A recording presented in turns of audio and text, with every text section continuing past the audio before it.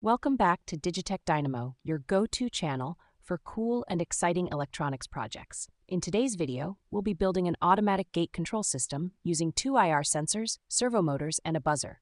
This project can be useful for places like parking lots, automated door systems, or even small robotics projects.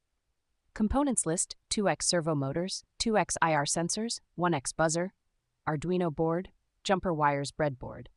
First, let's connect everything. We'll connect our two servo motors to pins 2 and 3 of the Arduino, while the IR sensors will be connected to pins 7 and 8. The buzzer will be hooked up to pin 4.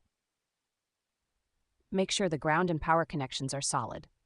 For IR sensors, we'll use the digital pins to read their high and low states. Uploading the code. Once the hardware is set up, it's time to upload the code. Here's the code we are using for this project. This code checks the state of the IR sensors. If the first sensor detects something, the gates will close and the buzzer will sound. If the second sensor detects something, the gates will open and the buzzer will remain off. Now let's test it out. As I place an object in front of the first sensor, you'll see the gates close and hear the buzzer. And when I place an object in front of the second sensor, the gates open back up and the buzzer stays off. That's it for today's project. A simple yet effective gate control system using IR sensors and servo motors. Don't forget to like, subscribe, and hit the bell icon for more projects like this one.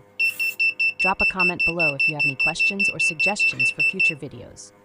See you next time on Digitech Dynamo.